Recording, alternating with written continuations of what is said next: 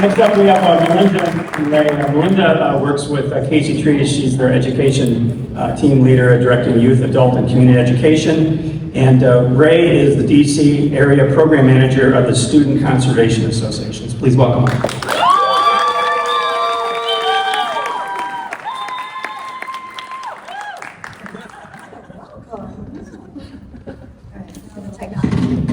Technology's not my strength. Oh, wait, can you let us see? Do we need to do CUs? Yes. Oh, yeah, CUs. CUs. Okay. Ready?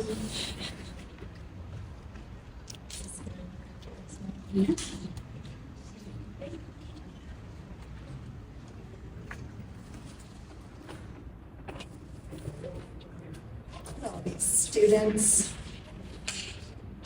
Okay, are we good? Okay. Good morning. Morning. It's great to see all of these lovely faces. We are excited to be here to share and to continue learning from you all. So, I'm Melinda. This is Ray. Thanks for that intro. All right, so what are we going to talk about today? Yeah, Melinda, so we're going to start off talking about the mission of Casey Trees and the Student Conservation Association. We'll dive into the why, our program goals, where we served in Southeast DC, our program model that'll talk about the how, and we'll talk about challenges and learnings, takeaways, and things that we're excited for in 2025. Great. So Casey Trees is an urban forestry nonprofit with a mission to restore, enhance, and protect DC's tree canopy. We do this through a variety of ways. Our team is currently planting 38 trees with like 60-some students in the DC area right now. So we do this through planting efforts, a lot of youth and community education opportunities in our schools and in community spaces. We also advocate to City Council and work with policymakers.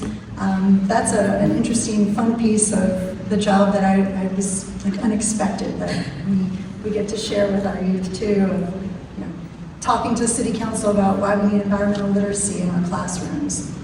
We also conserve land. We are now a certified land trust. So well done to Kelly's team. And we also have a farm where we are growing our own trees to then, have trees that to have for all of our plantings. So we're doing a lot. Glad to partner with these folks. Yeah, thanks, Melinda. Again, my name is Barrera from the Student Conservation Association. I'm the DC area program manager with the Student Conservation Association, the SCA, it's a long word. We're a national nonprofit, but we're really cool because we have hyper-local hubs across the metro cities in the US, and I have some of my colleagues, like sparse out. Our mission is to help empower the next generation of conservation leaders, and we do this through our workforce development programs and outdoor experiences. Through these programs, participants gain hands-on experience doing field-based conservation work, that's urban forestry or trail building, while simultaneously developing interpersonal skills, learning new career paths, experiencing that profound sense of personal accomplishment after working in the field. So how did we get together? Actually, the conversation started at Partners a few years ago, so I encourage all the networking, right? And we were like, oh, what a great opportunity to come together to bring our expertise. We really wanted to focus on how do we activate and get a youth group together to listen and learn from, to get their voice out in community. We can only do so much. So our goal was to help students learn about how to help us get trees into community, provide this workforce development opportunity to introduce them to new skills, strengthen our relationship and partnerships, and build more community work in the district. So that's the why and how we brought our expertise together, but now, the where. Well, DC, just to give you a quick geographic lesson this morning, I'm an educator, I want to make sure you're following me. DC is interesting, we're divided into these 8 wards. And so, we use, as many of you do, all of our data, GIS data, and information to inform us and help us understand about where the highest levels of air pollution and what areas are impacted most by flooding or urban heat. And from utilizing all this data, it helped direct us to focus our efforts on the wards 7 and 8. And so if we take a closer look at just the canopy coverage, we see the map on the left shows canopy coverage over kind of a 5-year time change, a percentage of change in the coverage.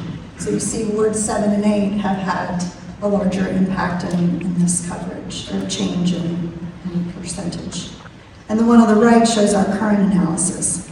And the real takeaway from graphics like this is that we can use this data and our outreach efforts to help direct what we're doing and where we need to be in community. And this is really impactful when working with youth because now we have more of this this tangible example to share with them. So the other piece that I'm not showing here, but as many of us are following and tracking, is you can overlay so much more information now about demographics and, not surprising to any of us here, the greatest canopy loss that we see is in communities that are among the lowest in income bracket. They have the majority of people of color, and they experience the hottest daytime temperatures. So I love to use our urban heat as an example and really teaching youth about why they should even care about trees. And this is, again, a really good example that you can take back, you can use in your communities and lessons of just a very tangible example. We actually take temperature readers out to a lot of our tabling events and get students to measure under a tree versus on the pavement. And you can see like 16 degrees difference in a very tree-lined area versus where we have more of our concrete jungles. So this is, using this information to help in our training of youth is another reason why it's their future, and so we need to empower them with this information to move ahead. So how did we do this? So let's talk about the hack. So like Melinda said, through this program we combine Casey Tree's mission of preserving DC's tree economy using the Free Trees program and spreading that word, and then SEA's goal is to provide paid opportunities for our youth to gain workforce experience. So this small but mighty team served select Saturdays during the school year. They completed community service projects, they engaged in learning sessions, practicing public speaking, and then they also were trained on field-based skills like proper tree planting or tree ID using Casey Trees field guides. Yes. Okay, so let's talk about the training. The training was very important. So let's think co-empowerment. They learned skills like door-to-door canvassing, door knocking, tabling, community events, gaining that confidence to speak in public. And these are skills that they can use in the future to become active in their communities and advocate about issues that are important to them. And then 2, the crew was also introduced through these trainings to urban foresters in their community, volunteer leaders, and diverse career paths. And so this helped grow their network and helped get them exposed to urban forestry careers early on. These are all very new experiences to these crew members. Learning how to work in the outdoors, learning how to work outside, talk to people, learning how to work in a team. Tree planting and maintenance can be a really great team building and problem solving opportunity. Okay, so the cool part, the pictures. We had fun. We had a lot of fun. So the picture on the left is the crew tabling at a really popular community event in Southeast DC at Anacostia Park, Lakescape.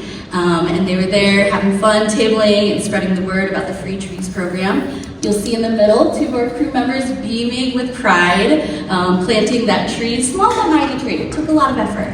And then on the right, you'll see the crew engaged in an environmental learning session with the community leader talking about really specific DC local issues. Okay, so the outcomes, we're really proud about these. And so this small but mighty team, they accomplished 200 plus service hours. They did 12 training hours in hands-on and community engagement skills. They did 12 service learning events all across DC, focusing on Ward 7 and 8. And then they also distributed 400 plus flyers. And that may just be flyers, but that's 400 opportunities for these members to get out of their comfort zone, practice their public speaking abilities, and connecting with their community. And then something that's not listed on this slide, these crew members really change their perspective on how they reflect on trees. As we notice, like throughout the program season, and they're walking through the street trees, they're noticing the different species, and they're seeing tags that are left over on the trees, and they're like, hey, can we take those off? So we're also really proud that even these 6 youth members that we engaged with in our pilot program were really impacted by this experience. So in the beginning, we said we were really interested in that youth voice piece. And at the end of each session, I really love this, and I encourage you all to take this back to your teams too. We made sure we had a moment to reflect on the day and share out our rosebud and thorn. So this is fun little reflection activity to try. Because we were interested in their perspective and voice, one of the outcomes of this that we weren't able to share, but we encourage you to go to our website, they made a video too of what their sort of impact or perspective was from doing this experience. I love high schoolers, they're very honest sometimes, also hard to get a lot of information from out of them. Asking about critiquing our Instagram or something, like these were the kind of conversations we're having. So just a great opportunity to get their perspective. So of course, we've learned a lot in this too, challenges and what we're kind of moving forward to in the next phase. But rebuilding recruitment and relationships with partners, we all know what happened in 2020. It's been a little bit more of a slow roll to get back into schools, connect with teachers and partners and groups to offer more of these types of programs. Member attendance, we offered transportation, we paid them, but getting high schoolers to show up on a Saturday morning, that's sometimes a little tricky. The ones that did, they always got a lot out of it. And of course, just our dedicated staff time and being able to be consistent and provide them with the support that they need for this program, having diverse learning opportunities and training, and definitely introducing them to community partners and opportunities to do. So what's next, right? Yeah, so what's next? So more money equals more staff. So we're able to go into the schools, we're able to go out into the community to diverse community events and spread the word about SCA and about our programs and about urban forestry programs. More money also equals bigger crews. So for the 2024-2025 season, we also have 12-person team. Yes, we're both really fortunate, as many of us, that we are able to look at a broader geographic range due to IRA funds. And we really couldn't do any of this work without Arbor Day Foundation. So thank you to Arbor Day and many of the sponsors that come in to help support these efforts and continue this type of work. It's really important for our youth.